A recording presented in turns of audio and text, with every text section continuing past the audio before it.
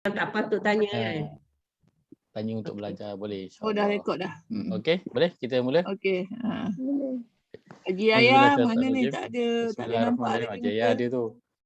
Alhamdulillah wahdah wassalatu wassalamu ala man la nabiyya ba'dah wa ala alihi wa sahbihi wa walah ila qiyamis sa'ah.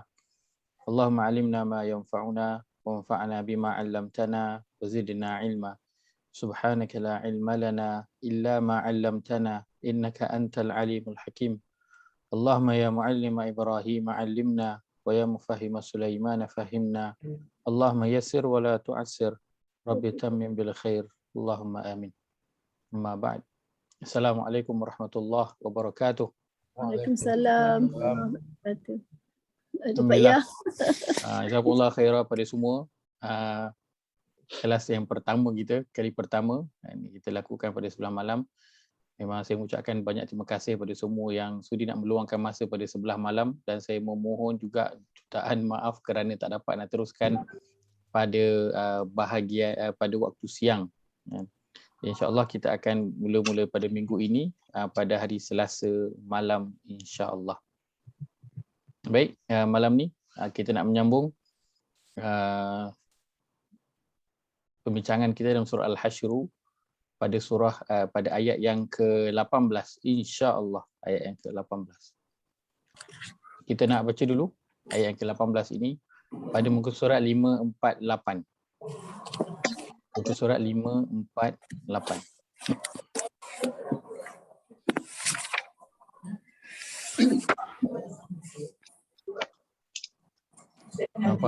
Nampak Ajar Nuri ada background cantik. Pakai green screen ke nanti? Ajar Nuri ada pakai green screen ke? Tak ada pakai dalam apa ya, dalam komputer ya, ada. Dia boleh buat, masya-Allah. Tak, hari tu buat tak boleh. Pasal apa? Sekali ni duduk godek-godek dia jadi pula. Alhamdulillah. Okey. Muka surat 548 ayat ke-18. Allah berfirman, A'udzu billahi minasyaitonir rajim. A'udzu billahi minasyaitonir rajim. Ya ayyuhalladzina amanu taqullaha wal tanzur nafsum ma qaddamat lighad. Ya ayyuhalladzina amanu taqullaha wal tanzur ma qaddamat lighad. Wattaqullaha innallaha khabirum bima ta'malun. Wattaqullaha innallaha khabirum bima ta'malun. Terjemahan. Wahai orang-orang yang beriman, bertakwalah kepada Allah dengan mengerjakan suruhannya dan meninggalkan larangannya. Dan hendaklah tiap-tiap diri melihat dan memerhatikan apa yang ia telah sediakan dari amal-amalnya untuk hari esok, yakni hari akhirat. Dan sekali lagi diingatkan, bertakwalah kepada Allah. Sesungguhnya Allah amat meliputi pengetahuannya akan segala yang kamu kerjakan. Baik. Alhamdulillah, ayat ke-18 ini kita telah bincangkan bahagian awal ayat ini, iaitu pada ya ayyuhallazina amanu. Wahai orang-orang yang beriman. Dan banyak poin yang telah kita ambil hanya pada potongan ayat yang pertama itu, wahai orang-orang yang beriman. Kemudian kita juga telah melihat pada bahagian yang kedua, iaitu ittaqullah. Ittaqullah. Iaitu bertakwalah kepada Allah. Kita sebutkan bahawa makna takwa yang paling ringkas sekali ialah kita ikut perintah Allah dan jauhi larangan. Ikut perintah Allah dan jauhi larangan Allah tu makna takwa yang paling ringkas sekali. Baik, perkataan takwa juga ia membawa makna takut. Ia membawa makna takut. Makna takutlah kepada Allah. Takutlah kepada Allah. Perkataan takwa juga ia membawa maksud wiqayah ataupun benteng. Benteng ataupun pendinding. Maka ini makna yang terangkum dalam perkataan takwa. Dan tapi secara umumnya Kalau kita jumpa pada permulaan ayat, ya ayyuhallazina amanu taqullah, dia selalunya akan diterjemahkan dengan bertakwalah kepada Allah. Baik. Allah suruh orang beriman, dan yang pertama sekali untuk bertakwa kepada Allah SWT. Maka Allah nak setiap daripada diri orang yang beriman ataupun yang sedang berusaha untuk meningkatkan iman itu untuk bertakwa kepada Allah SWT. Maka kita nak lihat tahap takwa kita. Bagaimana nak melihat tahap takwa? Itu kita lihat di mana kita pada perintah dan juga larangan Allah SWT. Jika mungkin ada lagi tapi-tapi kan, ataupun teragak-agak dalam nak menjalankan perintah Allah ataupun nak meninggalkan larangan Allah, maka di situlah kayu ukur kita melihat bagaimana takwa kan. Dia takwa, dia adalah tahap yang tinggi kan. Contoh kita ada pertama kita ada Islam kan. Kita ada Islam. Kemudian kita pergi kepada iman. Kemudian kita pergi kepada takwa kan. Dan dalam takwa inilah yang saya katakan termasuk dalamnya adalah ihsan. Maka usaha untuk pergi selepas daripada Islam ialah kita berusaha untuk pergi kepada tahap takwa, tahap iman kan. Selepas daripada itu kan, tak selesai, kena pergi kepada tahap takwa. Kerana tahap yang tertinggi kan, bagi seorang itu untuk dicapai ialah tahap takwa. Sebab itu dalam surah Al-Baqarah, pada permulaan surah Al-Baqarah, Allah terus mention mengenai orang bertakwa, hudan lil muttaqin, zalikal kitabu la raiba fi, hudan lil muttaqin. Allah terus sebut tentang golongan orang-orang yang bertakwa. Kerana itu golongan yang tinggi selepas daripada Islam dan juga iman. Maka ini semua tahap-tahap yang setiap kita kena berusaha, kena tingkatkan. Kalau contoh Islam ni mungkin diploma kan, dia naik pergi degree, dia dah naik pergi master kan, naik pergi PhD dan seterusnya. So ini tingkatan-tingkatan yang setiap daripada kita kena beri perhatian. Jangan terlalu lama berada pada bahagian Islam, kena usaha untuk tingkatkan kepada iman. Daripada iman ni kena tingkat kepada takwa.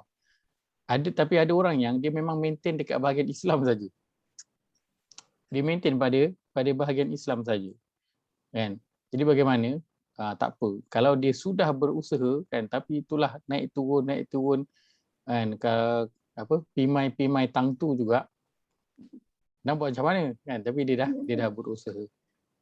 Yang paling asas ialah apa? Seseorang itu dia mempertahankan Islam. Mempertahankan Islam. Sebab itu kalau dalam hari Jumaat yang dibacakan oleh khatib ialah apa? Ayat ya ayyuhallazina amanu taqullah haqqa tuqatih wa la tamutunna illa wa antum muslimun kan. Wa la tamutunna illa wa antum muslimun, dan janganlah kamu mati melainkan kamu dalam keadaan Islam. Allah tak sebut wala tamutunna illa wa antum mu'minun, dalam keadaan orang beriman, ataupun wa antum muttaqun, dalam keadaan orang bertakwa. Tak, Allah hanya sebut wa antum muslimun. Allah suruh bertakwa dengan sebenar-benar takwa, dan paling kurang janganlah mati kecuali dalam Islam. Kalau tak dapat nak mati dalam golongan al-muttaqin, orang bertakwa, ataupun tak dapat nak mati dalam golongan al-mu'minun, orang yang beriman, paling tidak janganlah mati ni last lah ni. Dan tolonglah, Allah kata matilah dalam keadaan Islam. Itu last. Sebab apa? Sebab selagi mana dia meninggal itu dalam Islam, maka ada peluang untuk dia masuk ke dalam syurga. Dan kalau tak ada Islam, maka amal-amal ni semua tidak ada nilai di sisi Allah SWT. Sebab itu Allah ingat paling kurang tolonglah kan. Macam Allah minta tolonglah sangat. Kalau tak boleh lah nak tingkatkan langsung, tolonglah. Janganlah sampai kurang daripada Islam. Baik. Ustaz, ya saya. Sebelum definasi Islam saya Ustaz. Apa definasi dia? Maksudnya? mengucap 2 kalimah syahadat, is it? Islam? Ya, mengucap 2 kalimah syahadah. Itu je, tu tahap dia. Itu tahap dia, mengucap 2 kalimah syahadah. Iman? Itu dah kira Islam lah. Dah kira Islam lah tu kan. Kalau solat 5 waktu tu kira Islam juga. Itu rukun Basic. asas, yang Rukun perkara asas yang orang Islam kena lakukan. 5 perkara tersebut. Perkara asas yang memang kena lakukan. Tapi tak adalah kalau orang tu contoh baru masuk Islam dan tu juga kita suruh dia solat dan sebagainya lah. Dia masih lagi ada masa untuk dia belajar untuk tutup aurat, belajar untuk solat, belajar untuk berpuasa. Dia ada masa dia. Kan bukan kan contoh dia masuk Islam tu penghujung bulan Syaban kan. Besok Ramadan, terus suruh dia puasa sebulan Ramadan kan. Tak perlu. Kan dia baru lagi. Dia pelan-pelan dia belajar mengenai Islam itu. Bila dia mengucap 2 kalimah syahadah kan, dia ada tanggungjawab yang dia kena jalankan sebagai seorang Islam. Itu ada kita kata apa, minimum qualification kan, minimum inquiries yang dia kena buat untuk melayakkan dia digelar sebagai orang Islam. Minimum requirement. Minimum requirement. Betul, minimum requirement. Yang dia kena buat untuk melayakkan dia bergelar sebagai orang Islam. Kan kena ada lah. Kan? Macam kita jadi membership mana-mana kan, contoh jadi membership kedai buku contohnya. Kan paling kurang kena buat apa? Kena daftar. Kena register kan, kena register kan. Kena bayar sikit ke dapat kad ataupun kena buat minimum punya purchase kan, pembelian RM10, RM15. Itu maksudnya apa, ada syarat dia. Kan? Dan Islam dia ada syarat asas dia, mengucap 2 kalimah syahadah dan menjalankan tanggungjawab dia sebagai seorang Islam. Tapi yang penting mengucap saja 2 kalimah syahadah itu berpeluang besar untuk masuk ke dalam syurga Allah Azza wa Jalla. Sebab itu kadang kita tengok mungkin orang-orang yang pada zahirnya mungkin teruk kan, tak berapa nampak Islam tapi dia masih lagi Islam kan. So tak apalah, kita sayanglah dengan dia, doakan dia, mudah-mudahan Islamnya itu bertambah baik, meningkat dia punya Islam dia tu kepada iman. Kadang kita terlepas pandang perkara ni kan, contohnya kalau sebelum ni lah kita pergi surau ataupun masjid, surau ataupun masjid, kadang-kadang ada viral lah orang kat surau ataupun masjid ni perangai macam ni dan semacam ni kan, duduk kat surau buat macam ni, duduk kat masjid buat macam ni dan sebagainya kan.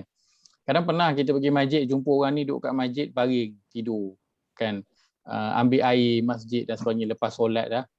Tapi yang kita kena ingat ialah kita jumpa orang tu semua dekat surau ataupun masjid, so kiranya dia tu baik dah. Baik dah tu kan. Sebab ramai je orang yang tak ke surau ataupun masjid untuk solat. Dia tu ke surau dan masjid, kita jumpa dia kat surau dan masjid, tapi mungkin adalah perangai dia yang tak berapa nak baik tu. Tapi cuma jangan kita marah dia, kita kutuk dia dan sebagainya. Sebab dia masih lagi ada kebaikan dalam diri dia. Dan anak-anak kita contohnya, jiran kita ataupun anak-anak muda sekarang yang kita lihat mungkin terleka, kan, kita jangan terus rasa macam kau ni dah tak ada harapan dah. Sebab apa? Selagi mana ada Islam dalam diri dia, itu ada masih lagi apa? Mereka itu lebih baik daripada orang yang bukan Islam. Allah masih lagi pandang kepada mereka ada modal untuk masuk ke dalam syurga. Tapi dalam ayat ini, tapi nanti kalau kata orang tu di Islam sampai ke sudah tak berusaha pun, itu nanti cerita lain lah. Cerita lain lah dia dengan Allah untuk bila ditanya tentang umur dia, tentang harta dia dan sebagainya, itu cerita lain lah. Tapi ini kita cerita tentang kita sesama Muslim yang kita nak kena sayang dan yang kita nak kena hargai Islam yang ada pada diri kita. Ayat ke-18 ini Allah mengajak orang-orang beriman untuk bertakwa kepada Allah Azza wa Jalla. Baik. Kemudian wal tanzur. Kataannya ialah wal tanzur. Apa maksud wal tanzur? Dan hendaklah dan hendaklah ia perhatikan. Dan hendaklah ia perhatikan ataupun melihat. Kan? Baik. Perkataan yang digunakan di sini digunakan perkataan nazara. Dan sebenarnya perkataan nazara Nasrun kan. Orang Nasrun. kalau pakai spek itu spek itu dipanggil nazarah. Nazarah. Nazarah. Spek mata itu panggil nazarah. Digunakan perkataan nazarah, maksudnya dia bukan saja melihat tapi melihat dengan mendalam. Maksudnya Allah nak suruh perhati betul-betul. Kan? Apa yang suruh perhati? Allah nak suruh setiap diri itu perhati. Wal tanzur nafsun. Dalam setiap diri itu perhatikan. Ini dia punya poin dia Allah nak sampaikan. Ma qaddamat lighad. Ma qaddamat lighad. Ini poin dia. Itu apa? Apa yang dia nak kena perhatikan? Dia kena perhatikan apa yang dia telah sediakan dari amal-amalnya untuk hari esok. Untuk hari esok. Planning dia lah. Planning dia. Ini highlightnya yang Allah nak sampaikan dalam ayat ini. Peringatannya. Apa yang dia telah, setiap diri itu telah sediakan dari amal-amalnya untuk hari esok. Baik. Bila kita baca potongan daripada ayat ni, apa yang boleh kita faham daripada potongan ayat ini? Dia suruh kita muhasabah lah, tengoknya setakat mana dah kita kita sampai tahap mana antara nombor 1 sampai nombor 3 tu, daripada Islam sampai ke takwa tu, kita kat level mana. Baik. Betul Pertamanya, betul tak? betul. Betul. Yang pertamanya, saya nak kongsikan, adalah setiap orang itu dia muhasabah. Melihat daripada tingkat iman itu dia di mana, daripada tingkat takwa itu dia di mana. Kan? Yang kedua, kan, apa yang dia nak kena muhasabah? Dia nak kena muhasabah apa yang telah dia siapkan untuk hari esok. Baik. Bila kita lihat Allah sebut tentang hari esok, ia menunjuk kepada apa? Hari akhirat. Hari akhirat. Kan? Hari akhirat. Jadi kenapa Allah tak guna hari akhirat? Kan? Wal tanzur nafsum ma qaddamat liyaumil qiyamah. Hendaklah setiap diri itu melihat apa yang telah dipersiapkan untuk hari kiamat. Kenapa Allah tak sebut mengenai hari kiamat? Allah guna hari esok. Mak tak tahu lagi esok hidup ke mati. Betul tak Ustaz? Agaknya lah. Sebab kita tak tahu bila akhirat tu datang. Akhirat kecil kita. Baik, betul. Kan? Future. Baik. Bila kita lihat pada hari esok, kan, contoh kalau saya kata cepat-cepat packing barang, esok kita nak terbang, kan? Maksudnya apa? Dia menuntut kita untuk apa? Bersedia. Hari ni lah bersegera lah. Bersegera, kan? Bersegera. Dia menunjuk satu bentuk yang macam urgency. Satu yang penting. Menunjukkan ni perkara yang betul ke urgency? Betul ke? Kan? Menunjukkan satu perkara yang urgent, yang penting, yang perlu nak selesaikan segera. Kan? Sebab tu Allah kata esok ni. Bukan tak lama dah esok. Kan? Nak menunjukkan dia ada satu perkara yang sangat penting dan segera. Kan? Dan segera. Baik.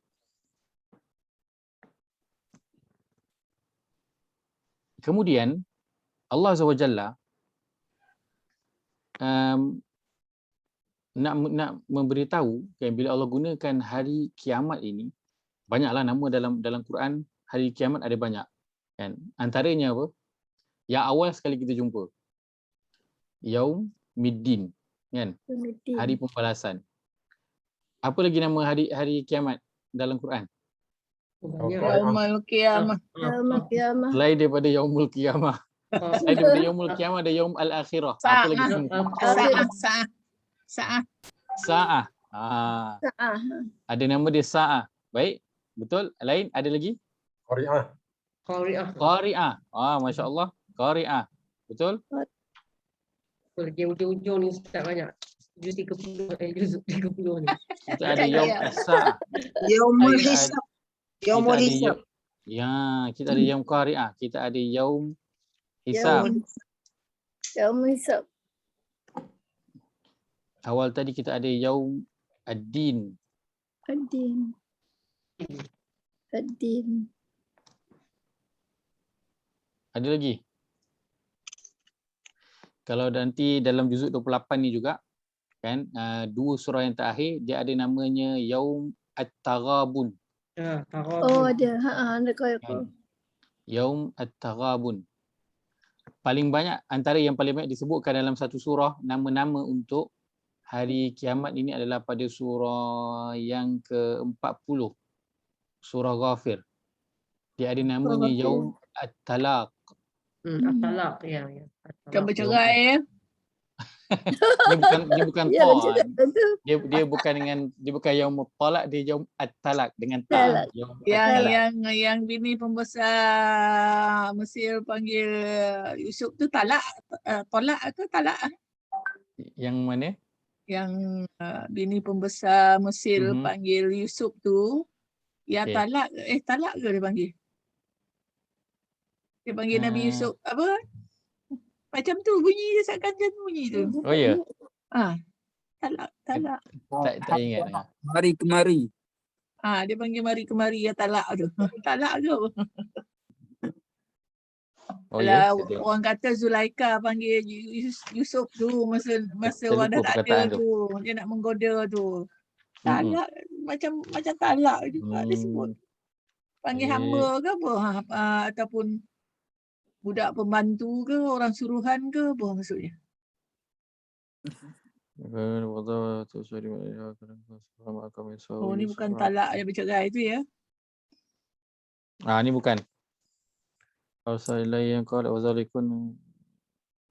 Tak jumpa. Ini ayat dia kalau pada surah yang ke 16. lupa. Surah pun tak ingat. Kat sini. Surah yang ke-40 ni, Ghafir. ayat yang ke-15. Ini ayat yang ke-15. Liyunzira yaum at-talaq. Ni dengan ta. Talaq. Dia bukan dengan ta. Dia lain. Talaq. Talaq.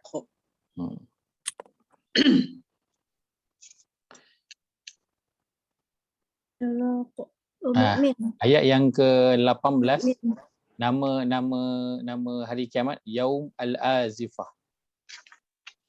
Surah yang sama. Surah yang sama. Ayat yang ke-18 Yaum 18. Al-Azifah. Sebelah the next page. Nama Al-Azifah. Yang antara nama hari kiamat lah yang Surah Zulmal Yaum. surah Ghafir, surah yang ke-40. 40 Mukmin kan? Betul. Al-Mukmin. Surah Ghafir ada dua nama. Dinamakan surah Ghafir. Ghafir dan dinamakan juga surah Mukmin. Surah Mukmin. Surah Mukminun, surah Mukmin. Surah Mukmin saja. Surah Mukmin. Jadi ada dua nama. Ya, ada dua nama. Al-Mu'minun lain kan? Mukminun lain, Mukminun surah yang Mukmin lain. ke-23. Ini Mukmin saja. Tapi dia Ghafir lah. Surah yang ke-23 Mukminun, yang ni surah yang ke-40. 40. Mukmin. Tapi dalam mushaf ditulis surah Ghafir saja. Mm. Itu antara nama-nama lain. Kalau tengok pada ayat yang ke-27, surah yang sama. Surah yang sama, surah Ghafir juga, ayat 27 dipanggil ujung ayat itu la yu'minu biyaumil hisab. Yaumil hisab. Nama dia Yaumil Hisab. Perhitungan.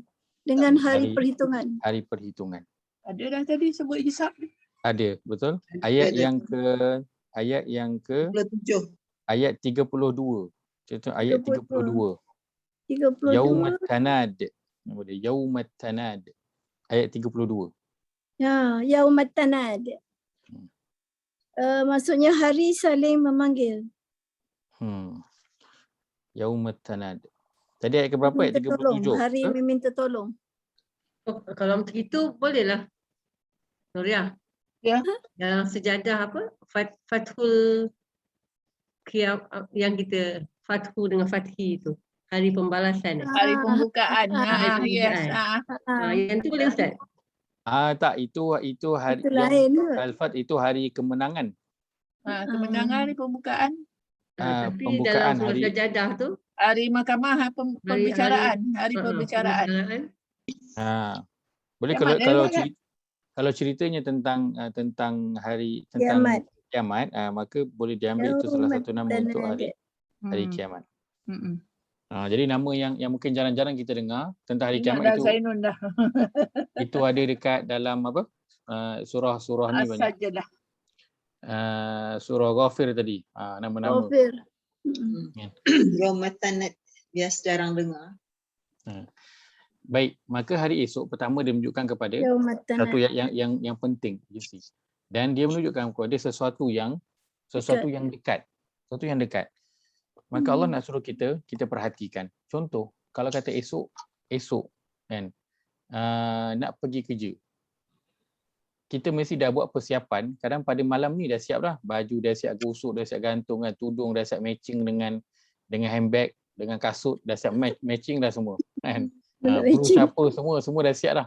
Semua dah siap dah. Kan, kasut kalau lelaki kasut dah siap kilat. Sebab apa? Nak persediaan hari esok. Kan, mak-mak kalau anak di sekolah, kan, dia siapkan malam ni, besok pagi dia siap tak sempat, malam dah siap. Untuk apa? Hari esok. Maka bila tu cerita tentang hari esok, dia cerita tentang satu waktu yang sangat dekat dan dia menunjukkan kepada perlunya nak buat persiapan dengan segera.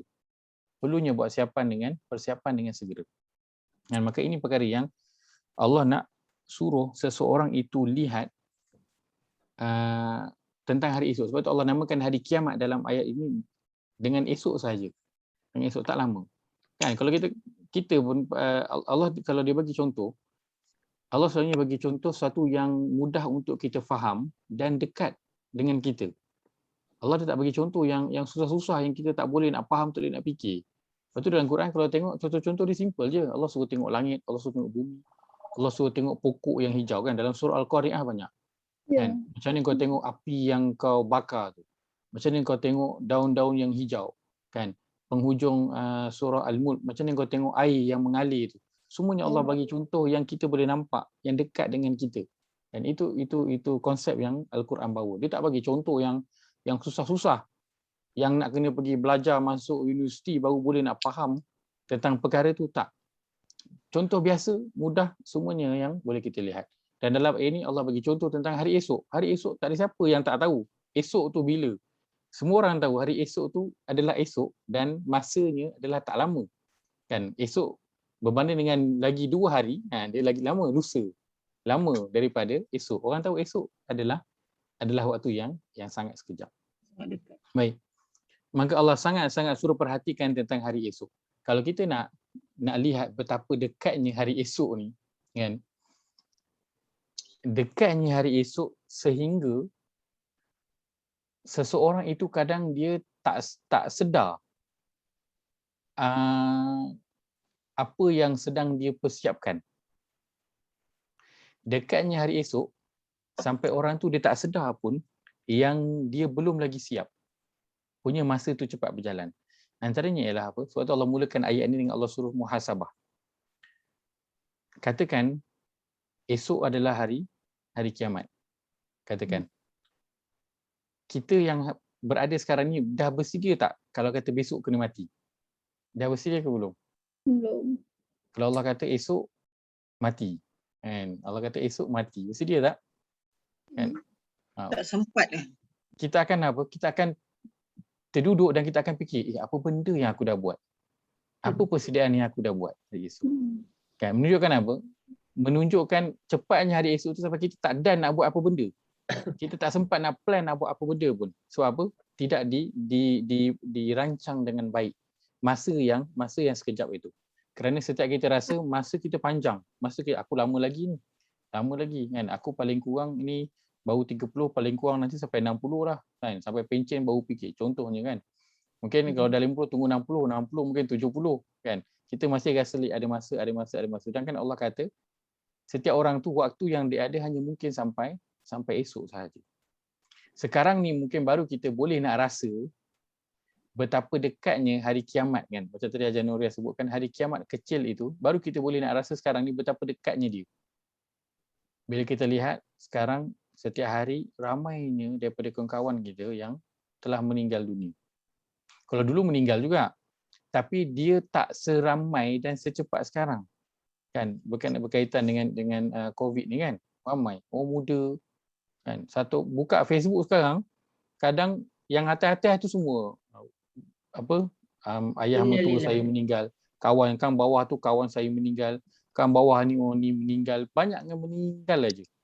Dan dia orang-orang yang terdekat dengan kita. Yang dulu kita rasakan jauh, sekarang kita rasa dia sudah semakin dekat. Sedangkan ia memang sudah lama dekat dengan kita. Itulah kematian memang dah lama dekat dah dengan kita. Sebab itu melihat kepada persiapan hari esok ini, dia perlu kepada satu soalan untuk membuatkan kita sedar apa yang telah kita lakukan. Dan apa yang sedang kita lakukan ni betul ke ataupun tak betul. Dan itu soalan kita bertanya pada kita, macam mana kalau aku mati kejap lagi? Macam mana kalau aku mati kejap lagi? Bila kita bertanya pada diri kita, sekarang ni, kalau kita tengah duduk sekarang ni, kita tanya, macam mana kan sekarang pukul 9.41, macam mana kan kalau 9.45 kan aku mati. Kan? Kita mungkin rasa macam tak mungkin lah, hati kita macam menafikan, tak mungkin lah kan, tak mungkin kan? Cuba nak menafikan juga, sedangkan kemungkinan tu ada tak? Ada. Kemungkinan tu ada kan, kemungkinan tu ada.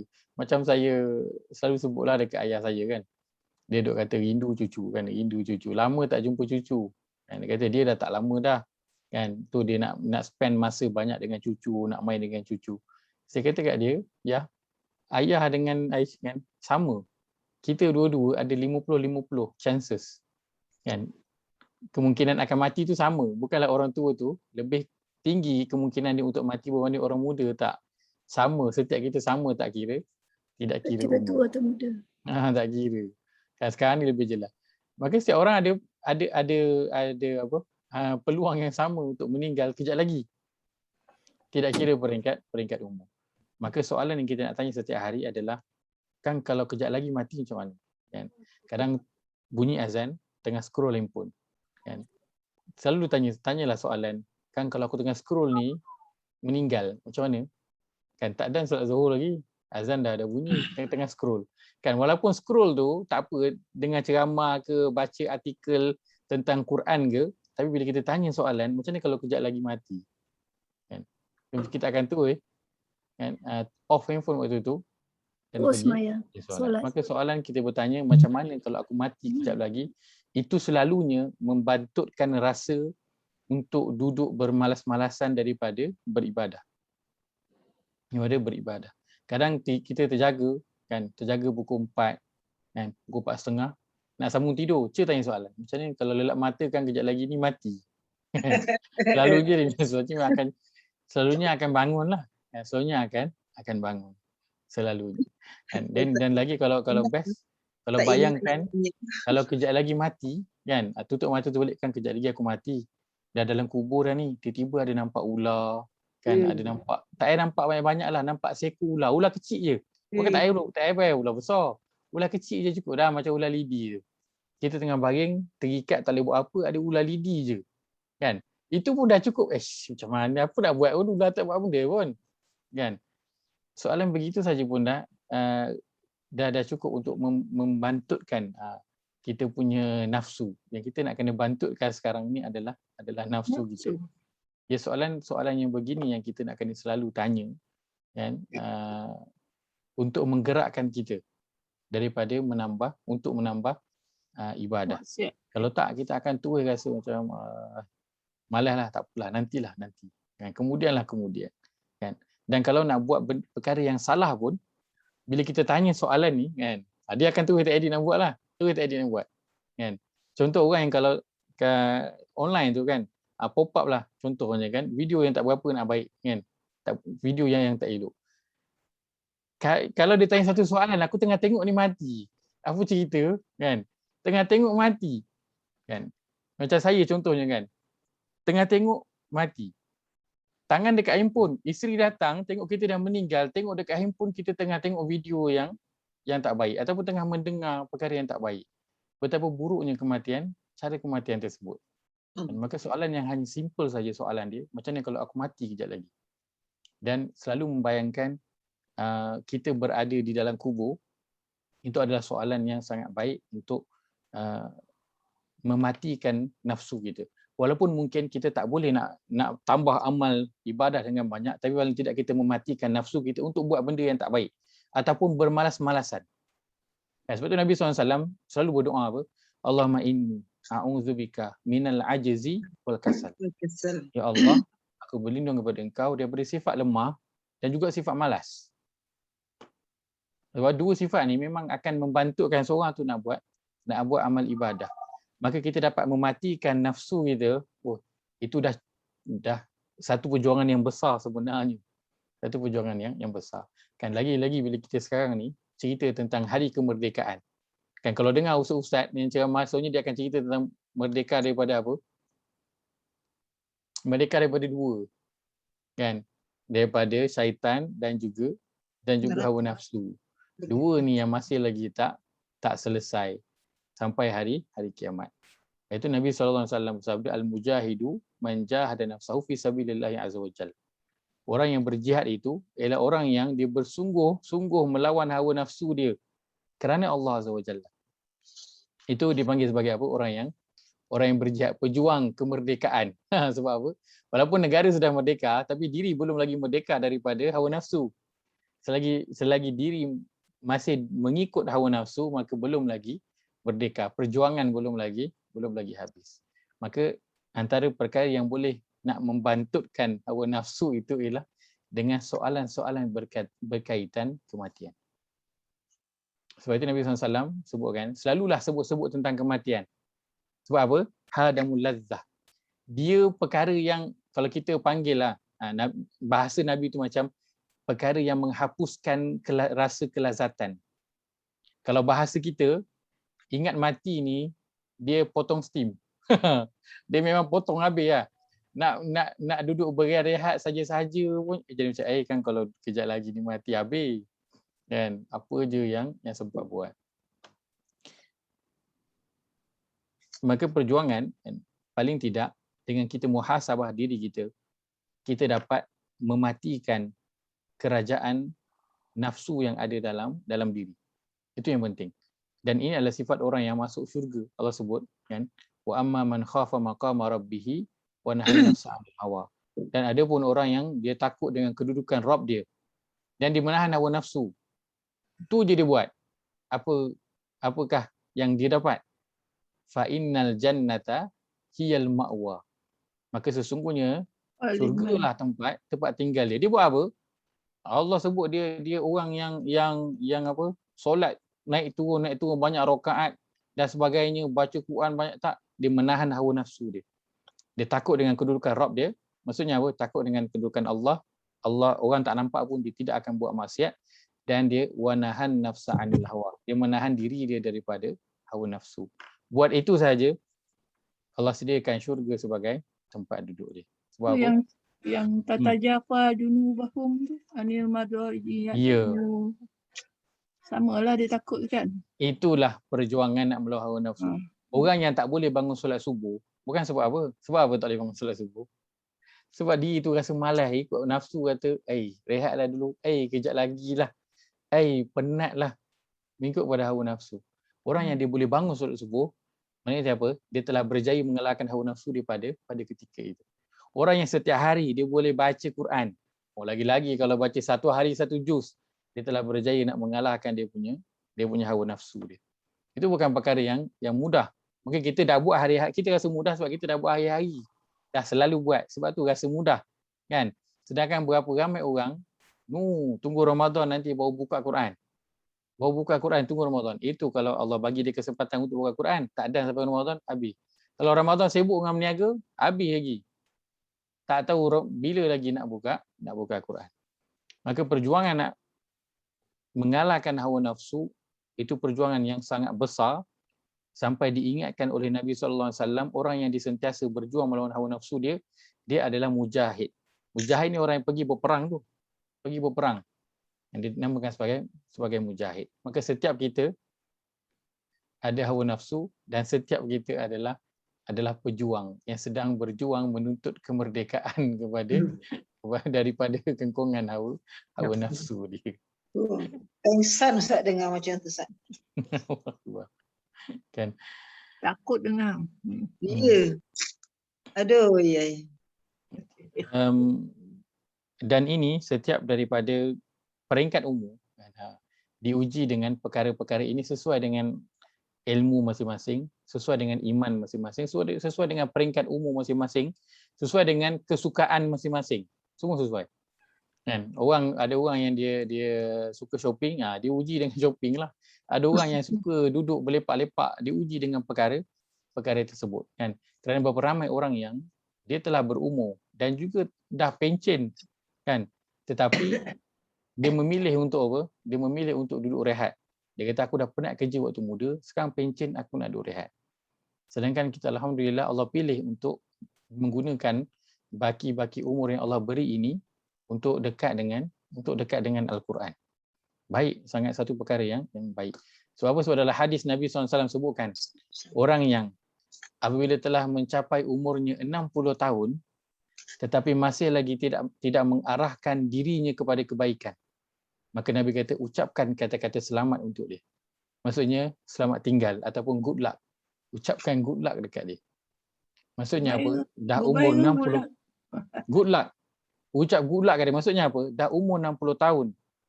Kan? 60 tahun umur yang panjang lah. Dah banyak pengalaman yang dilalui, naik turun dalam kehidupan dia. Nikmat dah cukup banyak. Peringatan dah cukup banyak. Tapi belum lagi nak mengarahkan diri dia kepada arah kebaikan. Maka Nabi kata ucap kira goodbye, good luck lah kat dia. Maksudnya apa? Umpama layang-layang yang telah terputus tali dia. Allah dah tak nak tarik lagi dah. Dah tak nak kawal dah. Allah lepaskan je. Sukatilah kau nak pergi mana. Sukatilah. Itu umur 60 tahun. Tapi masih lagi tidak mau mengarahkan diri dia kepada kebaikan. Ustaz, minta maaf Ustaz, nak tanya sikit. Silakan. Kalau dalam keadaan macam tu, apa yang kita boleh buat, Ustaz? Kawan untuk kita diri misalnya, kita. Kawan rapat kita lah. Ya. Apa yang kita boleh buat? Kalau cerita tentang kawan, dia agak ni sikit lah, mencabar sikit lah kan. Sebab ada kawan, kan, kadang kita bagi nasihat kan jadi putus kawan kan. Betul. So antara cara yang kalau kita boleh nasihat, kita pertama lakukan perkara itu. Yang kedua, kalau kita tak boleh nak beri nasihat, kita mungkin boleh forwardkan kan. Kalau nak forward direct kepada dia, takut dia terasa. Dia ada dalam grup mana, so forward kat dalam grup dulu kan. Kita mungkin boleh share dekat mungkin WhatsApp status kita kan, dengan niat mudah-mudahan dia baca. Dengan niat dia baca. Ataupun kalau kita forward dekat dia kan, dan dia tanya asal kau forward kat aku, kan cakap lah aku forward kat semua aku punya kontak kan. Tentu kita cuba buat begitulah. Mungkin bila peringatan itu datang daripada mungkin guru-guru ustaz-ustaz yang lain, bukan datang daripada kita, dan directly mungkin dia akan boleh terima. Kemudian yang kedua, kita banyakkan berdoa lah untuk dia. Kita banyakkan doa untuk dia. Kerana inilah gunanya, baiknya, beruntungnya dia mempunyai kawan-kawan yang baik-baik. Dan bukti kawan yang baik itu, dia nak kawan dia selamat nanti di akhirat. Bukan saja nak sama-sama kat dunia. Dia nak lepak juga lagi dengan kawan dia nanti ketika di akhirat. Kalau Tapi tak yang jalan, lebih daripada itu. Tapi lebih daripada kalau itu, buat dah yang tu pun tak jalan. lebih daripada itu, hidayah adalah milik daripada Hidayah Allah Azza wa Jalla. Memang kita tak dapat nak buat apa. Kita terus sajalah buat bahagian apa yang kita boleh buat. Macam Nabi SAW lakukan, hanya menyampaikan sahaja. Lebih daripada itu memang kita tak boleh buat apa. Itu semua daripada Allah Azza wa Jalla. Itu adalah berdasarkan amalan mungkin yang dia telah lakukan sebelum itu. Wallahu ta'ala a'lam. Tapi selagi mana dia belum lagi meninggal, kita doakan dia dan jangan hukum dia. Engkau ni memang, dia ni aku rasa ni memang Ahli neraka. ahli neraka lah ni kan. Ahli neraka. Ya, Ustaz, sebab apa? kalau ahli keluarga kita yang dekat ke macam tu juga, macam mana Ustaz? Tadi kawan kan, kalau ahli keluarga Ustaz? Sama lah juga. Pendekatan berbeza. Mungkin ada orang yang dengan ahli keluarga kita boleh cakap dan kita cakap lah. Kan? Tapi kadang bukan kita, kadang dengan anak-anak pun nak cakap payah. Macam payah cakap dengan anak-anak. Kadang kena suruh orang lain cakapkan. Kadang kena buy dia dengar ceramah ke, tazkirah, peringatan ataupun short video ke, ataupun anything lah yang begitulah kan. Kadang kalau dicakapkan jadi bergaduh pula kan. Dan sebagainya. So kita ada pelbagai cara, kita buatlah apa yang kita rasakan boleh. Kita menjaga hubungan dengan dia dan dalam pada masa itu juga kita boleh nak menasihati dia. Antaranya sekarang ni dengan kita forward lah apa-apa video yang berkaitan dan kita doakan dia, itu jangan kita lupakan. Lama-lama sakit hati pula tengok Ustaz. Tak apa kerana Nabi SAW sebut ada orang yang kita lihat ketika di dunia kan, amalan dia amalan ahli neraka. Amalan dia amalan ahli neraka. Tapi nanti sampai kat hujung sana kan, Allah pusingkan dia. Dia dah sampai, kalau ikut dalam hadis itu, dia dah sampai di tebing neraka dah. Tapi rahmat Allah ke atas dia, Allah terbalikkan, dia buat amalan ahli syurga sikit tapi dia mati atas amalan tersebut. Lalu Allah masukkan dia ke dalam Dia syurga. lebih baik daripada kita pula Ustaz. Masuk ke dalam syurga. Ustaz, Kita saya. saya nak tanya surah Al-Hishr ni, kita daripada ayat yang mula-mula itu dah sampai ayat 17 ni kebanyakannya cerita pasal orang Yahudi dan munafik kan? Ya betul. Tapi kenapa tiba-tiba ayat 18 ni Allah terus seru orang beriman pula suruh bertakwa ya? Baik, sangat cantik soalan tu. Kenapa dia seru macam tu ya? Sangat cantik. Baik. Sebab tajuk surah ni pun pengusiran. Betul. Khusus Betul. untuk dia orang lah kan yang diusir tu kan. Tapi dia berbalik kepada kita. Betul. Baik. Satu soalan yang sangat menarik aja Nur. Kalau kita sebelum ni memang dah cerita banyak Yahudi munafik kan. Kalau kita balik 2 ayat je sebelum ni. Kalau kita balik 2 ayat sebelum itu, iaitu pada 16. Kama salih syaitan. Ayat yang ke-16. Ayat ke-16 ceritanya tentang syaitan dan juga manusia. Perumpamaan ini Allah berikan sebelum itu berkaitan dengan siapa? Yahudi dan juga munafik. Cerita tentang Yahudi munafik, tiba-tiba sampai pada ayat yang ke-18 Allah kata ya ayyuhallazina amanu ittaqullah. Baik. Pertamanya ulama menceritakan kenapa tiba-tiba pergi kepada wahai orang yang beriman bertakwalah kepada Allah. Antaranya ulama mengatakan bahawa bermula pada ayat yang ke-18 ini hingga ke bawah. Tapi bermula pada ayat yang ke-18 ini adalah Allah nak beri peringatan kepada orang munafik. Jika mereka nak perbaiki keadaan diri mereka, maka ini yang mereka kena lakukan. Beri perhatian pada ayat yang ke-18. Sebab orang munafik, mereka ini kan walaupun ialah namanya munafik lah, bunyinya jahat, memang jahat pun lah. Tapi ada antara mereka yang kejahatannya itu tidak zahir, tidak terlampau zahir.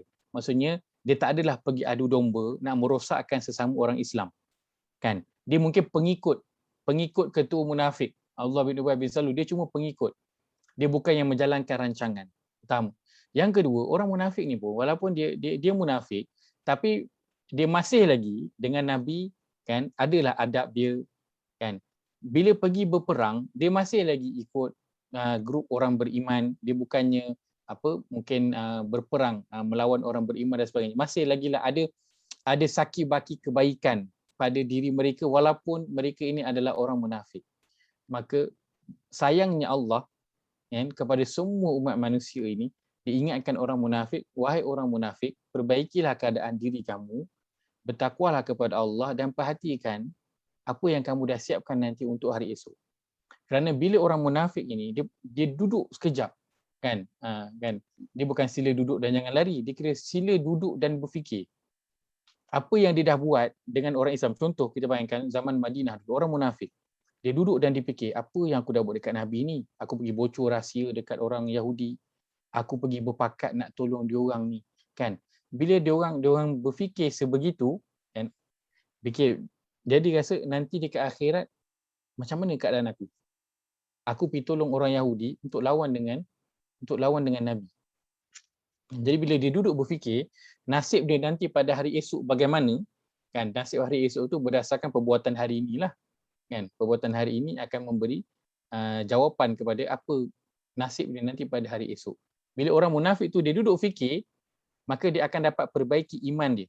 Dia akan dapat perbaiki iman dia. Orang munafik Islamnya sudah. Dia dah mengucap 2 kalimah syahadah. Apa Tetapi yang dia tidak Allah panggil dia orang beriman dia. Wahai orang yang beriman. Ayyuhalazi, walaupun dia dah munafik, panggil walaupun dia lagi. orang munafik, Allah masih lagi panggil semua itu dengan gelaran wahai orang-orang yang beriman. Kan? Ya, sebab itu nak tunjuk kasih sayang Allah kepada semua manusia, teruk macam mana pun Allah masih lagi positif. Allah masih lagi bagi semangat. Kan? Sebagaimana kita sekarang ni pun, bukanlah kita nak kata kita ni orang beriman, mungkin je kita ni juga sebenarnya ada ciri orang munafik tu, tapi orang Allah masih lagi panggil ya ayyuhallazina amanu. Sebagaimana Allah panggil juga ya ayyuhallazina amanu kepada orang munafik dulu, sama. Walaupun Allah tahu dah siapa yang munafik, Nabi tak tahu, tapi Allah tahu siapa yang munafik itu. Mudah-mudahan mereka ini sedar keadaan diri mereka dan mereka meningkatkan Islam dan juga iman mereka dan menuju kepada takwa ataupun takut kepada Allah atas perbuatan yang mereka lakukan. Dan untuk kita, Allah bagi peringatan supaya kita duduk dan tengok apa yang telah kita sediakan untuk hari esok. Tujuannya apa? Tujuannya untuk meningkatkan takwa. Untuk meningkatkan takwa. Antara cara nak meningkatkan takwa ialah sentiasa bermuhasabah diri. Fikir apa yang aku dah buat untuk hari esok. Itu antara cara untuk nak dapatkan ittaqullah, untuk meningkatkan takwa kepada Allah SWT. Nak meningkatkan rasa takut kepada Allah. Cara dia macam mana? Duduk dan fikir apa yang aku dah buat untuk hari esok. Kan? Macam tadi kita dah sebutkan, fikir macam mana kalau kejap lagi aku mati. Kan? Macam mana kalau kejap lagi Kang ni aku dah ada dalam kubur. Kan? Kalau kita tengok sekarang, ya Allah cepatnya. Kan? Apa tu? Berapa orang kalangan ahli keluarga kawan-kawan saya, kan? Beberapa orang lah ceritanya lebih kurang, kan? 2 hari sebelum tu dengar masuk hospital sebab COVID, kan? Tak 2 hari lepas tu meninggal dah, kan? Masuk 2 hari 3 hari meninggal, pergi hospital 2 hari 3 hari meninggal. Sekejap sangat, dia macam sekelip mata je, kan? Dia tahu dia positif, masuk hospital, meninggal. Cepat sangat. Maka untuk orang tu duduk dan berfikir, itu perkara yang sangat penting supaya dia sedar apa yang aku dah buat, apa yang aku dah buat, apa yang aku dah siapkan untuk kejap lagi ni. Kejap lagi. Ni kejap lagi nak mati dah ni. Maksudnya apa? Nak tidur. Kan? Bila tidur, mati. Sebab bila kita tidur, Allah angkat kita punya roh. Nyawa kita tu Allah tarik. Semua balik kepada Allah SWT. Kan? Lepas tu Allah pulangkan balik, barulah kita akan bangun. Siapa yang Allah tak pulangkan balik roh dia, tu yang dia meninggal terus. Kan? Sebab itu sebelum tidur doa-doa yang banyak yang kita diajar oleh Nabi SAW untuk kita baca. Kerana sebelum nak tidur tu waktu baik untuk kita muhasabah apa yang aku dah buat hari ni kalau kejap lagi mati. Apa dah buat hari ni kalau kejap lagi mati. Maka ini peringatan Allah yang paling besar dalam ayat yang ke-18 ini. Allah sebut kepada orang munafik atas perbuatan yang mereka telah lakukan, cuba nak berkhianat kepada Nabi sallallahu alaihi wasallam, cuba nak membantu orang Yahudi melawan Nabi sallallahu alaihi wasallam. Tapi Allah masih rasa dan Allah masih sayang lagi kepada mereka ini. Allah mengajak mereka untuk perbaiki iman mereka kepada Allah Azza wa Jalla dengan merenung apa yang telah dipersiapkan untuk hari esok. Maka ini juga yang kita nak ambil pengajaran pada ayat ini untuk kita nak sama-sama bermuhasabah diri kita. Allah dah bagi tahu ini sebab Allah nak tunjukkan ini perkara yang sangat dekat dan menuntut kita untuk membuat sesuatu dengan secepat mungkin. Tak payah tunggu-tunggu dah. Tak payah tangguh-tangguh dah. Buat sekarang. Buat sekarang. Tak payah tangguh. Kau dah tak ada masa dah. Kau nak tunggu esok dah tak ada masa dah. Nak buat sekarang. Sebab tu kalau rasa nak mengaji terus. Kalau rasa nak infak terus. Kalau rasa nak solat terus. Jangan tangguh-tangguh, buat terus. Kita tak tahu mungkin itu sujud kita yang terakhir. Dan betapa indahnya kalau orang yang Allah ambil nyawanya ketika dia sedang sujud. Tapi itu semua boleh didapati apabila seseorang itu hidup dengan cara yang begitu. Orang yang dia selalu dalam kehidupannya rajin solat berjemaah, kan, selalunya mungkin Allah akan ambil dalam keadaan dia sedang dia sedang solat. Orang yang mungkin dia selalu membaca Al-Quran, ya Allah akan ambil nyawa dia ketika mana dia sedang mengaji Al-Quran. Dan maka kita berbanyakkan apa yang amal baik yang sedang kita lakukan pada hari ini. Mudah-mudahan Allah matikan kita atas amalan tersebut, insya-Allah. InsyaAllah. Okay, mungkin saya kira saya berhenti untuk setakat ini. Kan? Ke kita 10.30 10.30 Ustaz. 10.30. Okey, baik. Saya lupa. Alhamdulillah. Okey. Baik. Saya takut dah habis. Baik. Belum. Baru pukul 10. Maka Allah mengajak untuk setiap diri itu melihat apa yang telah disediakan. Baik, kita lihat surah yang ke-84 ayat ke-6. Surah ke-84 ayat 6.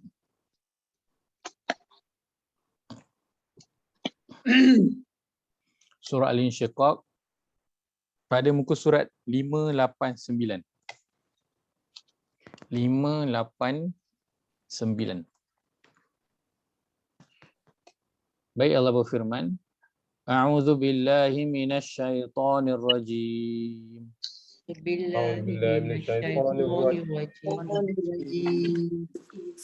Ya ayyuhal insanu innaka kadihun ila rabbika kadhan famulaqih. Ya ayyuhal insanu innaka kadihun ila rabbika kadhan famulaqih.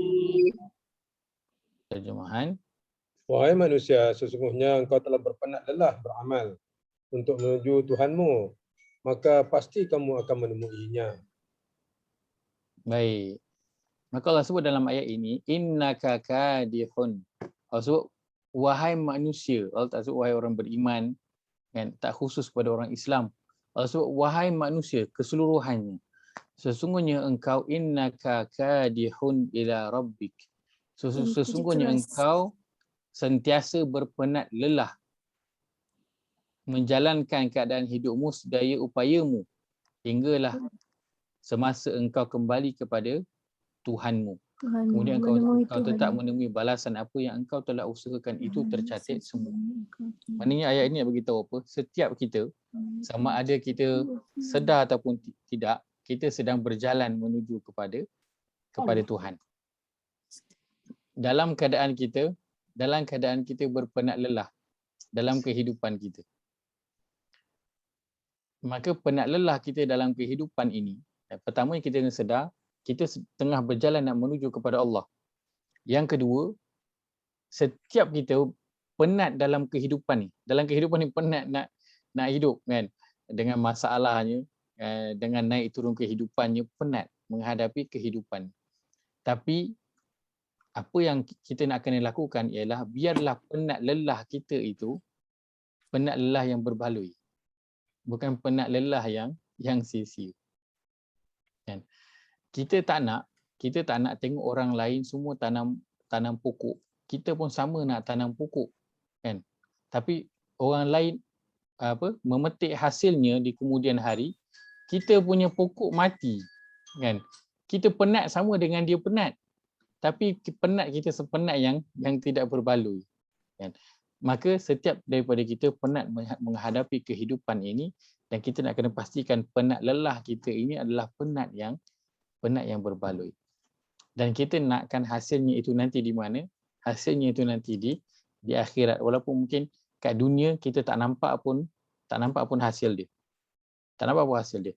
Nabi SAW nampak tak hasil Islam ini berkembang hingga 2/3 dunia?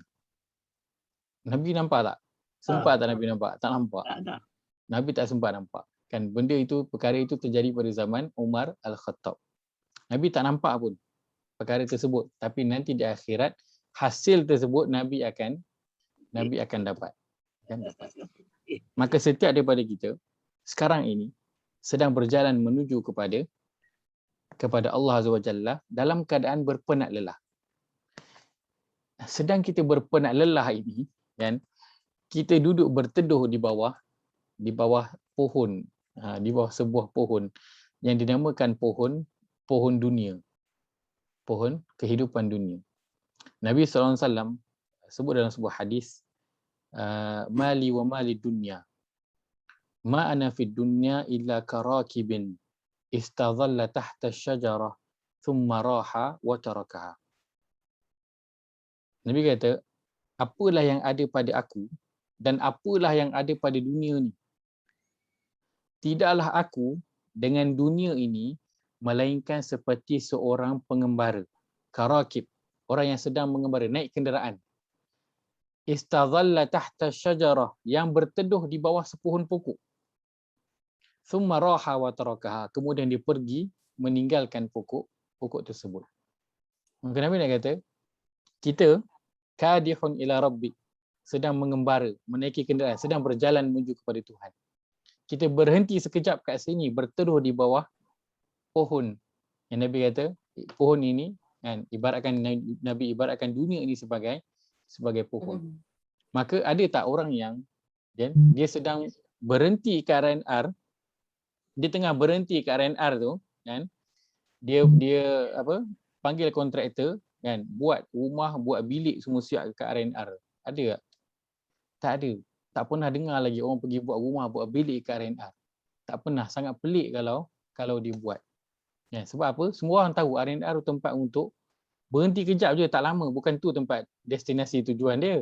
Itu cuma tempat berhenti kejap je kan, nak menuju kepada destinasi akhir dia. Maka Nabi kata dunia ini ibarat pohon yang kita sedang berteduh di bawahnya. Kan? Kita duduk bawah pokok, memang kita nak duduk sekejap, kita tak akan duduk lama. Kan? Tak ada orang duduk berteduh bawah pokok berhari-hari. 2 hari duduk bawah pokok, tak mungkin. Tak mungkin orang nak duduk.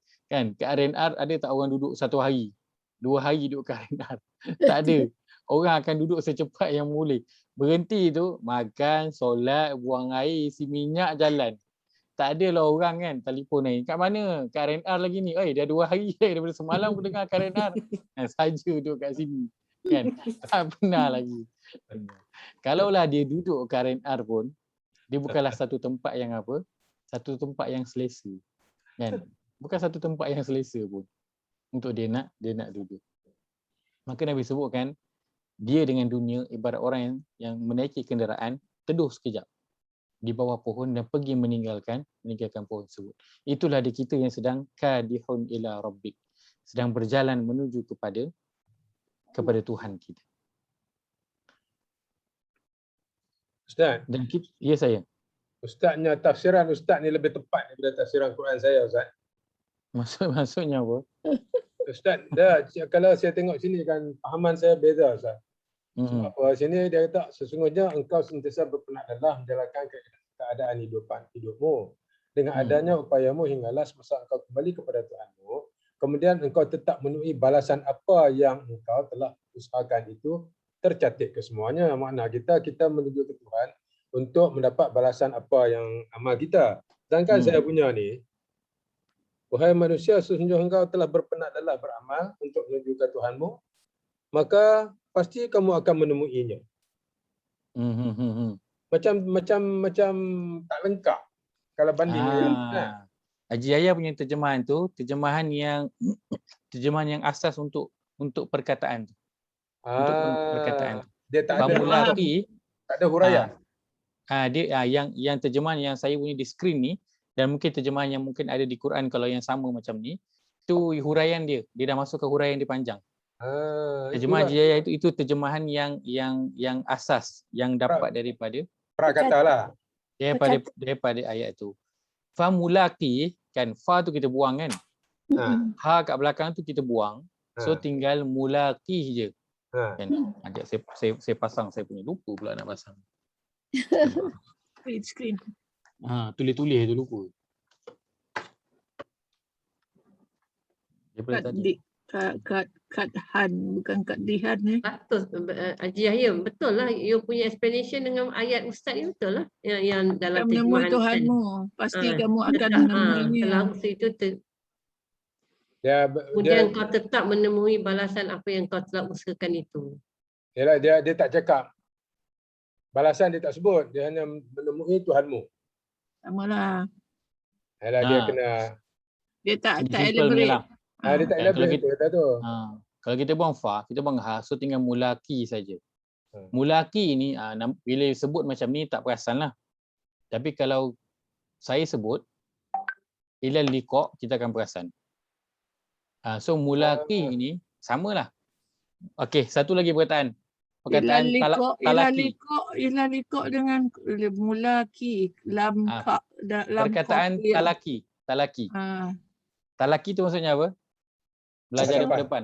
Face to Depan, face. So, depan. mulaki orang yang nanti bertemu depan-depan. ila liqa lah sama tadi tu. Ila liqa sama, Ya. hingga berjumpa lagi. So, Satu dua famulaki, maka lam kelak ka. engkau akan bertemu dengan Tuhanmu. Betul lah. Itu terjemahan aja itu betul lah terjemahannya. Orang yang memang itu menemuinya. asasnya itu makna dia. Cuma terjemah yang di sini dia dah elaborate sikit lah, nak biar nampakkan Mudah faham. mudah faham tu. Hmm. Nah itu sahaja. Tapi memang kedua-duanya tak berlawanan. Kan? Memang kita akan bertemu dengan Tuhan kita, dan bertemu Tuhan tu untuk apa? Untuk diberi balasan lah. Ya. Untuk diberi balasan. Betul. Baik. Maka kita sekarang ini sedang duduk berteduh di bawah Dunia. sebatang pohon. Pohon dunia. Sebatang pohon. Kan? Belum ada lagi berjalan. kita Sedang berteduh. berjalan Ustaz. Kita sedang berjalan dan sekarang ni tengah duduk berteduh dekat sebatang pohon. Baik, berapa lama tempoh kita berteduh? Ikut umur kita lah. Berapa? Ikut umur kita. Ikut umur kita. Baik, kita lihat surah yang ke-46. Yang ke hayat. Ayat ke-35. Surah 46. Ayat 35. Pada muka surat 506. Muka surat 506. Surah Al-Ahqaf. Surah yang ke-46 ayat ke-35. Ayat yang terakhir. Baik, Allah berfirman, A'udzu billahi minasyaitonir rajim. A'udzu billahi minasyaitonir rajim. Fasbir kama sabara ulul azmi minar rusuli wa la tasta'jil lahum. Wasbir kama sabara ulul azmi minar rusuli wa la tasta'jil lahum. كأنهم يوم يرون ما يوعدون لم يلبثوا إلا ساعة من نهار بلاغ كأنهم يوم يرون ما يوعدون لم يلبثوا إلا ساعة من نهار بلاغ فهل يهلك إلا القوم الفاسقون فهل يهلك إلا القوم الفاسقون. Jika demikian akibat orang-orang kafir yang menentangmu, wahai Muhammad, maka bersabarlah engkau sebagaimana sabarnya rasul-rasul ulil azmi, yakni yang mempunyai keazaman dan ketabahan hati dari kalangan rasul-rasul yang terdahulu daripadamu. Dan janganlah engkau meminta disegerakan azab untuk mereka yang menentangmu itu. Sesungguhnya keadaan mereka semasa melihat azab yang dijanjikan kepada mereka, merasai seolah-olah mereka tidak tinggal di dunia, melainkan sekadar satu saat saja dari siang hari.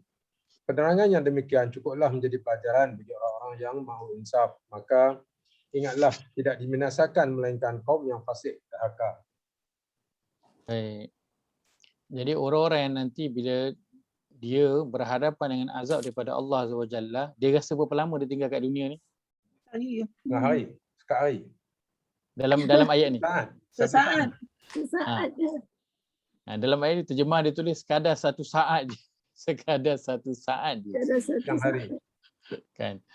Tapi terjemahan dia sa'atan minan nahar. Baik, tak apa. Kita lihat pula surah yang ke-79 ayat 46. 79. Surah 79 ayat 46. Ini lebih jelas. Surah An-Nazi'at muka surat 584. 584. Surah An-Nazi'at surah 79 ayat yang terakhir. Baik, Allah berfirman, A'udzu billahi minasyaitonir rajim. أعوذ بالله من الشيطان الرجيم. كأنهم يوم يرونها لم يلبثوا إلا عشية أو ضحاها. كأنهم يوم يرونها لم يلبثوا إلا عشية أو ضحاها. Hari mereka melihat itu Sangatlah dahsyatnya huru-hara hari itu sehingga orang-orang yang bersalah merasa pada masa melihatnya seolah-olah mereka tidak tinggal di dunia melainkan sekadar satu petang atau paginya sahaja. Baik. Jadi berapa lama tempoh kita berteduh di bawah pohon ini? Sehari. Hanya sekadar satu petang ataupun waktu duha je. Waktu duha lama Sekejap tak ya. lama.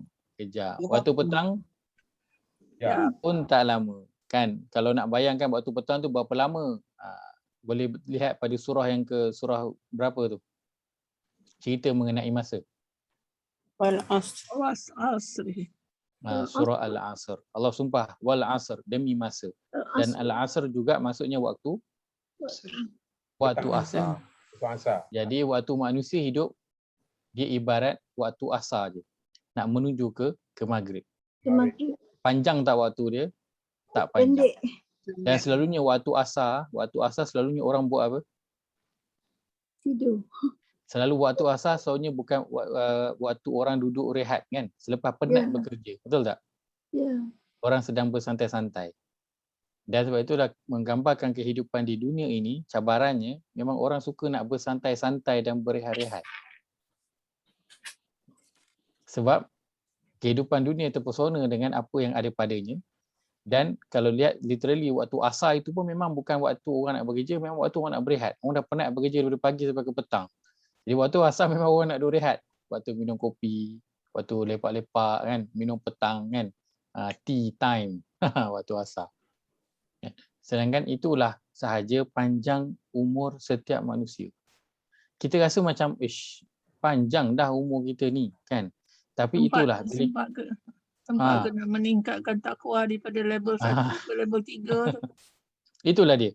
Itulah dia bayangan betapa pendeknya masa yang kita ada. Sampai kita pun tak tahu sempat ke tak ni. Kan? Aku nak daripada Islam ni aku nak naik kepada iman, aku nak naik kepada takwa, aku nak naik kepada ihsan ni, sempat ke? Kita rasa macam tak cukup masa. Menunjukkan apa? Memang lirat esok je. Sekejap sangat je pun. Masa tu nak sampai. Nak habis masa tu sekejap je. Sampai kita sendiri rasa macam sempat ke tak aku ni? Sempat ke tak aku ni? Kan? Sebab itu sangatlah pelik. Orang-orang yang dia sedang masuk dalam Dewan Peperiksaan 2 jam, sejam yang pertama dia dah tidur. Kan? Dia tinggal lagi sejam. Dan orang kejut dia terjaga. Tapi dia tak buat apa-apa. Dia duduk je. Dia tengok-tengok baca-baca soalan. Dia duduk lepak je. Dia tulis sikit. Dia duduk je. Lepas tu setengah jam yang terakhir kan, dia sambung tidur balik. Dia sangatlah pelik orang-orang yang dia tahu waktu peperiksaan nak habis. Tapi dia duduk relax. Tak buat apa-apa pun. Kan? Sedangkan kita ini berada di dunia. Sedang berteduh di bawah pohon. Hanya sekejap. Kan? Kalau bayangkan umur kita 60 tahun, 70 tahun ini, nanti sebenarnya bila kita mati je nanti kita rasa aku ni kat dunia tak lama pun. Macam waktu asar je. Macam waktu duha je. Sekejapnya masa tu. Sampai apa yang aku dah buat pun, aku tak tahu benda aku dah buat. Punyalah pendek sangat masa, tak sempat fikir benda aku dah buat lah. Apa dah aku dah buat. Alih-alih je masa habis. Tak sempat buat apa-apa. Masa dah habis. Betapa nak tunjuk sekejapnya masa yang kita ada. Dan sebab itu Allah peringatkan pada kita dan Allah peringatkan ayat ini pada orang munafik suruh tengok balik mengenai hari esok. Kerana hari esok itu adalah hari yang sangat sekejap, dan kehidupan dunia kita ini, kita sedang berada padanya, berteduh di bawah pohon yang masanya hanya beberapa jam sahaja. Masanya hanya beberapa jam saja. Sekarang ni pun sudah cukup untuk kita merasakan bila kita fikir balik, kalau kejap lagi mati memang tak dan aku tak buat apa benda pun lagi. Sedangkan panjang tak masa ni Allah dah bagi, panjang dah. Panjang. Allah dah bagi umur, kalau saya 30 lebih tahun Allah dah bagi, panjang dah masa tu. Kan? Tapi masih lagi, kalau Allah panggil mati kejap lagi, sedia tak? Jawapannya tetap sama, tak sedia juga lagi. Rasa macam, tak sempat buat apa benda pun lagi. Padahal dah 30 tahun. Punyalah pendeknya masa tu sebenarnya yang kita rasakan panjang tu, sampai kita tak sempat nak buat apa-apa, persediaan pun sebenarnya. Ustaz, Ya, saya. nak minta tips ni, macam mana nak jadi kayu ukur dia, kalau iman ni setakat mana, apa yang perlu kita buat, takwa ni apa yang perlu kita buat. Baik. Islam tu kita dah tahu dah mengucap kan. Kalau Ya. iman ni, itulah kita sebut aja iman, bertakwa apa semua kan, tapi macam mana nak sampai ke tahap iman tu, macam mana nak sampai ke tahap takwa tu, apa yang perlu kita buat. Jadi kita nak mengukur ni, kalau tak tahu nak ukur apa. Kita kat mana Aku dari tadi penting ha. Itulah I kata macam mana Macam mana nak ukur ni. Where are we kan. Apa yang kita perlu tengok, apa yang perlu ada sebagai garis panduan dia untuk kita nak cek takwa kita tu. Nak cek iman kita tu. Macam mana tu. Setakat sembahyang, puasa apa semua ke, itu aja yang 5 tu. Rukun Islam tu, rukun iman tu kan. Menunaikan yang tu ke, yang takwa tu pula macam mana kan. Ustaz, saya nak tanya sikit Ya, saya. Sebab kita kata puasa, kita kata semayang, kita kata tahajud, tapi tanggungjawab kita pada mak ayah kita, pada suami, pada anak-anak, itu pun adalah amalan yang perlu kita laksanakan kan. Itulah tu banyak benda dia. Jadi kalau macam katalah ada masa kita nak hiburkan mak kita kan, kita macam jalan, bawa dia berjalan ke apa ke kan. So bila kita buat itu, maknanya masa kita untuk nak sembahyang apa semua mungkin akan berkurangan. Jadi kan bagi saya, itu saya fikir kalau kita kata mengaji, tapi tanggungjawab kita kepada masyarakat pun kena juga kan. Itulah tak tahu dah terlampau banyak kan, tak fikir yang mana satu. Jadi kan macam macam yang muda yang belum pencen lah kan. Dia kena bekerja untuk menambahkan apa ni, menanggung keluarga apa semua. Terutama kalau orang lelaki. Betul. Itulah. Baik. Terima kasih. Soalan yang sangat-sangat menarik kan. Menarik Sebab itu kalau kita lihat balik dalam asas tujuan Allah menciptakan manusia pada surah yang ke-51 ayat 56 adalah wa ma khalaqtul jinna wal insa illa liya'budun. Allah tak ciptakan jin manusia, tujuannya satu je, mengabdikan diri kepada Allah SWT. Kita dah pernah sebutkan waktu perbincangan kita dalam surah Al-Fatihah dulu mengenai apa? Kita nak ataupun tak nak, mahu ataupun tidak mahu, kita kena jadikan seluruh kehidupan kita ini sebagai ibadah. Nak ataupun tak nak, suka ataupun tak suka. Sebab apa? Sebab seluruh kehidupan kita ni nanti akan dikira baik buruk dia.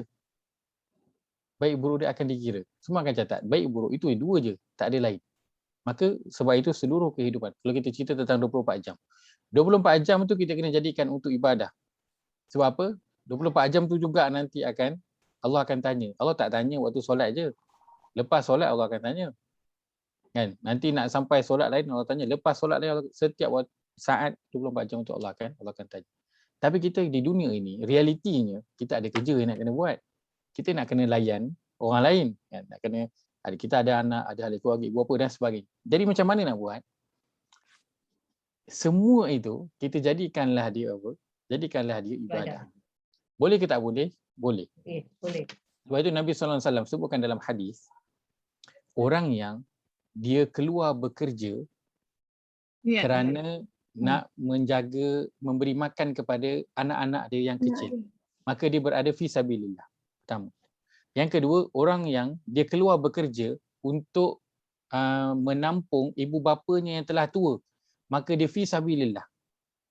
Yang ketiga, orang yang dia keluar bekerja kerana dia tak nak meminta-minta, nak menahan diri dia daripada meminta-minta daripada orang lain, maka dia fi sabilillah. Apa maksud fi sabilillah? Selalunya kita dengar fi sabilillah ni bila? Pergi perang. Pergi perang. Kita selalu dengar pergi perang, jihad fi sabilillah.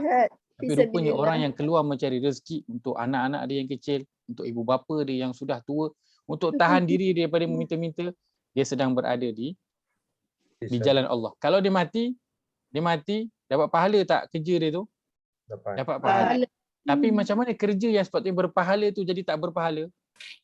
Dia dah kotorkan kerja dia itu dengan perkara yang tak baik. Kan?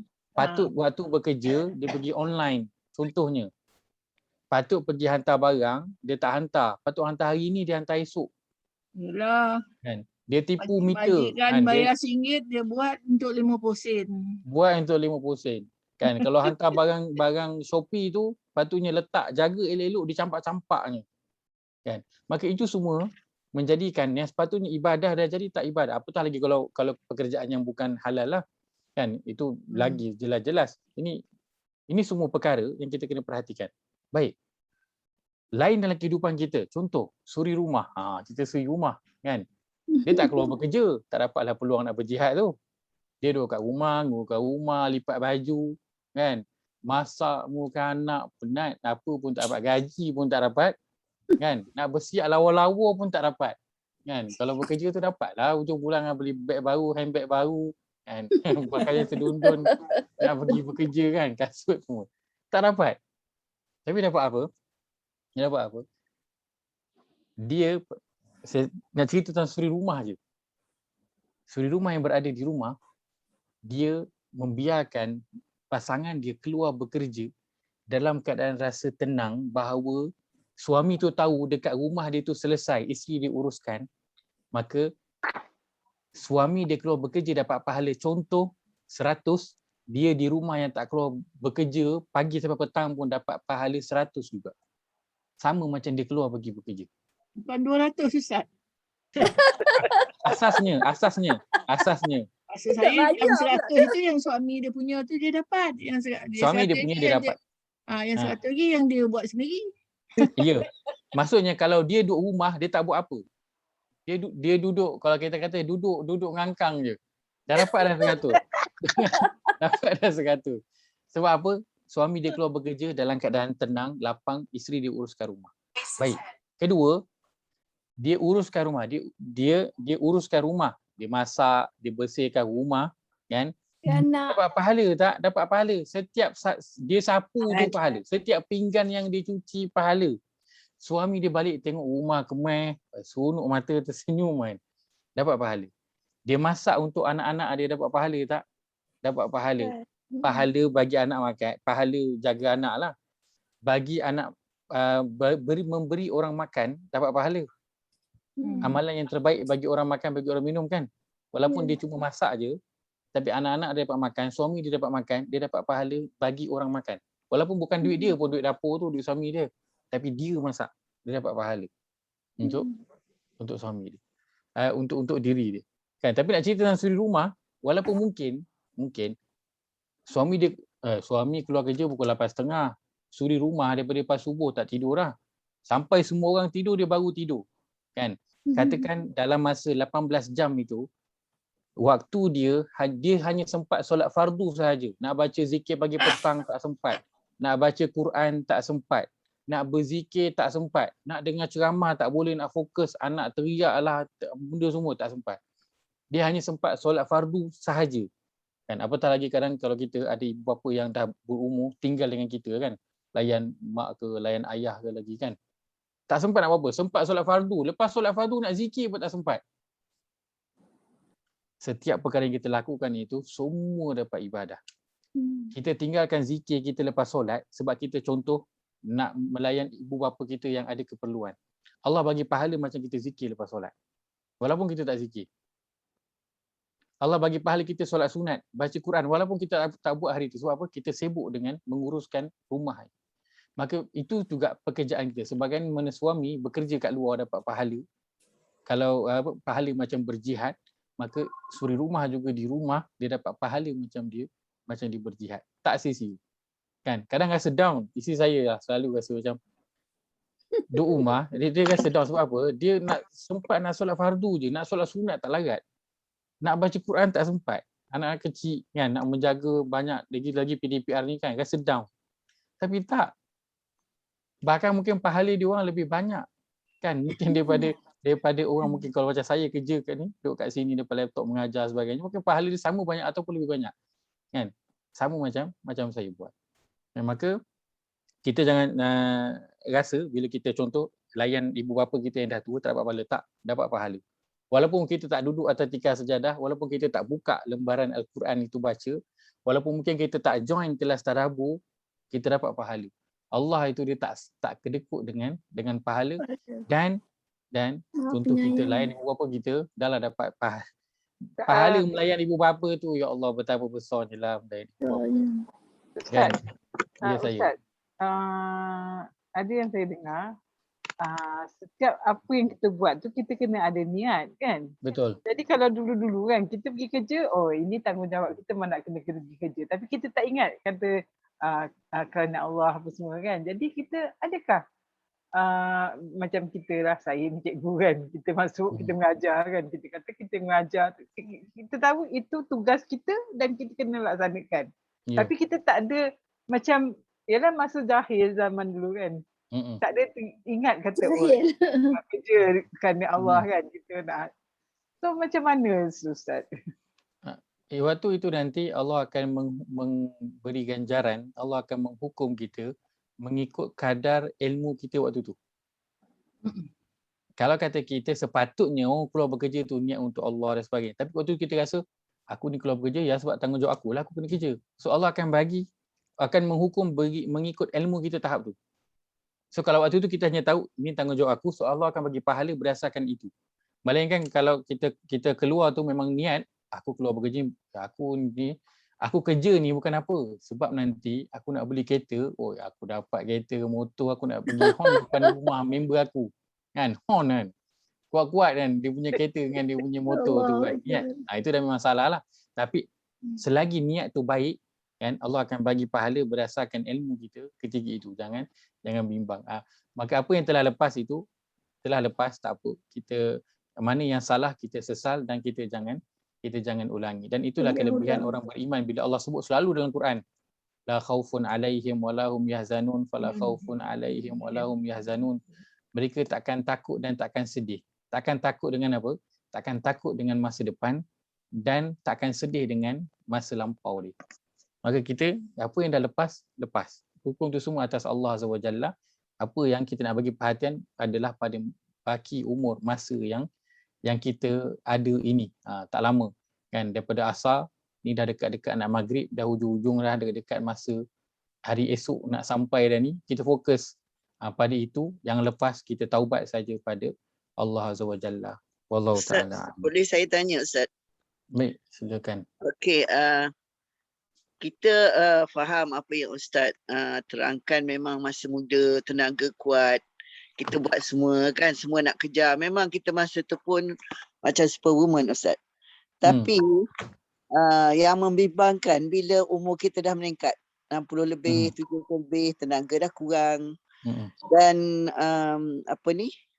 kita tak mampu nak buat seperti mana yang kita biasa buat dulu. Kadang-kadang makan pun kita beli, contoh kan. Biasanya lah dah peringkat umur, dah berumur. Jadi kita pula akan dinilaikan mengikut akhir hidup kita kan. Jadi apa maksud dinilaikan di akhir hidup? Kalau ikut keadaannya, kita tak semampu semasa kita lebih muda lah. Ya, perjalanan kita pun slow dah. Kan nak solat betul-betul pun dah nak turun sujud pun kadang Ya, betul. susah kan. Jadi apa Betul. maksud Lebih dinilaikan pada 5 saat. dinilaikan mengikut akhir umur? Rasa-rasa Hmm. macam alah hai sikit boleh dapat bila akhir umur ni banding dengan masa muda lagi kan Ustaz. Ya. Macam mana maksud? Betul. Yang buat elok-elok untuk suami pun dah tak larat kan. Betul. Betul. Tak payahlah pinggan duit Ah. kan. Nasi bungkus je lah kadang. Oh, itu ini yang penulis yang sebutkan ini sebuah hadis. Kan? Hadis yang Nabi SAW sebutkan innamal a'malu bil khawatim. Sesungguhnya satu amal itu dikira dengan penghujung dia. Penghujung dia nanti macam mana kan. Tu menjadi kerisauan juga orang-orang yang dah berumur macam mana penghujung umur dia. Baik, itu semua tak apa. Jangan bimbang. Sebab apa? Kita buat apa yang sekarang ni kita buat, memang kita lakukan semampu kita yang kita boleh. Kan? Contoh kalau macam solat, dah memang dah tak larat dah nak solat berdiri contohnya, ataupun nak sujud contohnya. Dah kita buatlah apa saja yang kita mampu. Dan mungkin waktu muda kita tak sempat nak buat yang terbaik kan, dari sudut ibadah, dari sudut agama kita. Tak apalah kan, alhamdulillah Allah panjangkan umur kita sebenarnya untuk kita sedar perkara itu.